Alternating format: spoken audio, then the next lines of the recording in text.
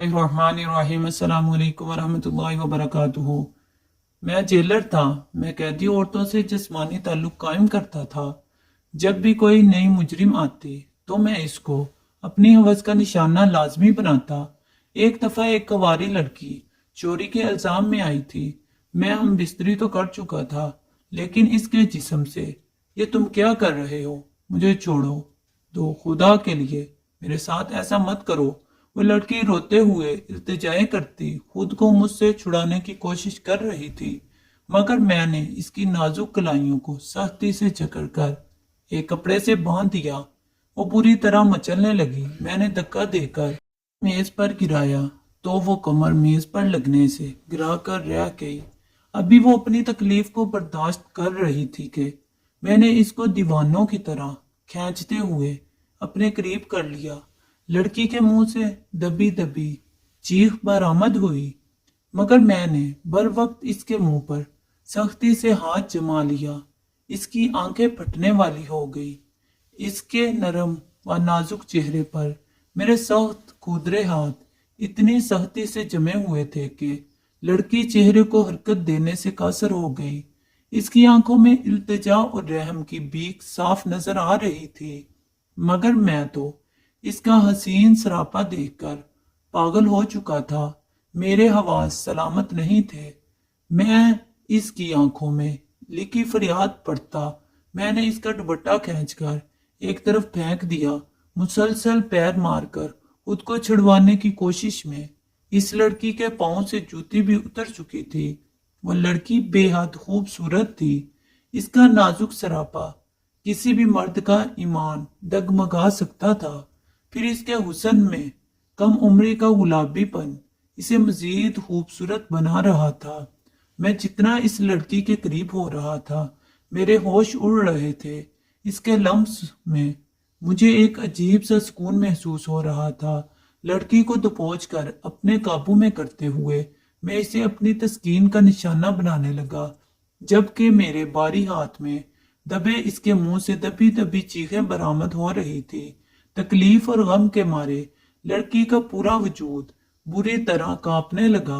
वो पसीने पसीने हो रही थी और मैं इसके हसीन रूप को देखता अपने होश गंवा रहा था।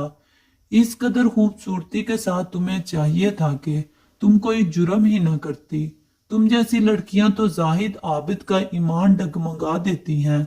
फिर मैं तो ऐसा शरीफ मर्द भी नहीं हूँ। मैंने लड़की की मुसलसल मज़ाहमत पर इत्मीनान से इसे जताया तो वो गमज़दा सी होने लगी। इसका पूरा वजूद रोने की वजह से हचकोले खा रहा था। ना मैं इस लड़की को अपनी तस्कीन का निशाना बना रहा था, इतना ही वो लड़की कमजोर पड़ती जा रही थी। इसकी मज़ाहमत खत्म होने लगी। इसके चीखने चलाने और खुद को छिड़वाने की हिम्मत भी खत्म हो रही थी। आंसू इसकी पलकों पर जमने लगे। वो बेबस मेरे सामने पड़ी थी और मैं इसे किसी खिलौने की तरह इस्तेमाल कर रहा था। वो मेरी ताकत के सामने तो एक बेजान सी गुड़िया लग रही थी। इसके अंदर इतना जोर नहीं था कि खुद को मुझसे छुड़वा सकती या मेरा मुकाबला कर सकती। मेरी उम्र 40 से भी ऊपर थी और मैं बहुत मजबूत था। औरतों को इस्तेमाल करने की आदत बहुत पुरानी थी। मैं जानता था कैसे औरत को जेर करना है। मुजाहमत करने और मुसलसल एहतजाज करने वाली औरतों को भी कमजोर करने का तरीका मुझे आता था। अपनी नौकरी का मैंने बहुत नाजायज फायदा उठाया था और हमेशा अपने पास आने वाली औरतों को दिल खोल कर इस्तेमाल करता था। मैं इस गुनाह का आदी हो चुका था। अगर कोई औरत एक रात के लिए भी मेरे पास आती तो मैं एक बार जरूर इसे अपनी तस्कीन का जरिया बनाता था। हालांकि मैं शादीशुदा मर्द था और मेरे खूबसूरत बीवी बच्चे थे, मगर जो मजा गैर औरतों से मिलता था वो मजा बीवी नहीं दे सकती थी। किसी ने सच कहा है, गुनाह में बहुत लज्जत होती है। मैं भी इसी लज्जत का तलबगार हो रहा था और फिर सामने पड़ी खूबसूरत और कंवारी लड़की देखकर मैं अपने होशो हवास को गवा बैठा था। अगर मुझे इस लड़की के लिए मुश्किल का सामना करना पड़ता तो मैं इसे हासिल करने के लिए वो भी कर बैठता। फिर यहाँ तो सब कुछ मेरे हाथ में था। वो लड़की मेरी कैद में थी और मैं इसे दिल खोल कर इस्तेमाल कर सकता था। اس کے لیے ایک چھوٹے سے جرم کی میں نے اسے اتنی بڑی سزا دے ڈالی تھی، اور پوری رات اسے لڑکی کو بے بس کیے میں استعمال کر رہا تھا۔ وہ لڑکی پہلے تو کتنی دیر وہ مزاحمت کرتی رہی اور مجھ سے التجا کرتی رہی، مگر پھر اس نے جلد ہار مان لی اور جان لیا کہ میں اسے ایسے چھوڑنے والا نہیں ہوں۔ اس لڑکی کی آنکھوں میں پہلے بے یقینی ابری تھی، اور اب وہ بالکل ویران آنکھوں سے چھت کو دیکھتی جا رہی تھی۔ یہ اس کی بدقسمتی تھی کہ مجھ جیسے مرد کے پاس آئی تھی۔ صبح کے قریب میں نے اسے لڑکی کو چھوڑا تو وہ بے جان ہو چکی تھی۔ رات کے اندھیرے میں نے اس لڑکی کو ٹھیک سے نہیں دیکھا تھا، مگر دن کی ہلکی ہلکی روشنی پھیلی تو میں نے اس لڑکی کا لباس اٹھایا تاکہ اسے ڈانپ کر وہاں سے بھیج سکوں، مگر تب میری نظر اس لڑکی کے وجود پر پڑی تو اس کا جسم دیکھ کر مجھے جھٹکا لگا۔ کاش وہ لڑکی میرے سامنے ہی نہ آتی تو میں ایسی مشکل کا شکار نہ ہوتا، مگر تب میرے پاس پچھتاوے کے علاوہ کوئی چارہ نہیں تھا۔ اس روز میں ڈیوٹی پر بیٹھا بری طرح تھکاوٹ کا شکار ہو رہا تھا جب اچانک پولیس والوں کا شور شرابہ سنائی دیا۔ مجھے پولیس ٹیم پر بہت غصہ آیا تھا۔ اس سے پہلے کہ میں انہیں ٹوکتا یا ڈپٹ کر خاموش رہنے کا کہتا، میری نظر پولیس کے گھیرے میں کھڑی لڑکی پہ پڑی اور میں چونک گیا۔ یہ لڑکی کون ہے اور کس جرم میں آئی ہے؟ میں حیرت زدہ سا تھا، سامنے کھڑی لڑکی کو دیکھ رہا تھا۔ اس کی عمر بمشکل 18-19 برس کے قریب تھی اور وہ خوبصورت اور سہمی ہوئی لگ رہی تھی۔ اس کے چہرے سے دیکھ کر لگتا تھا اس نے زندگی میں کبھی کوئی چونٹی تک نہیں ماری ہوگی۔ اتنی ڈری ہوئی لڑکی جیل تک چلی آئی تھی اور پولیس والے اسے ذلیل کر رہے تھے۔ لڑکی رو رہی تھی۔ میں نے جلدی سے اس کے پاس جاتے ہوئے اس لڑکی کا جرم پوچھا تو پولیس والوں نے مجھے بتایا کہ وہ لڑکی چوری کرتے ہوئے پکڑی گئی ہے ایک بہت بڑے سٹور سے۔ وہ پچھلے چند دنوں سے مسلسل کھانے کی چیزیں چرا رہی تھی۔ سٹور والے نے اس کی چوری محسوس کی تو پولیس والوں کو اطلاع دے دی اور اسے جیل میں پہنچا دیا۔ میں سن کر ٹھٹک گیا تھا۔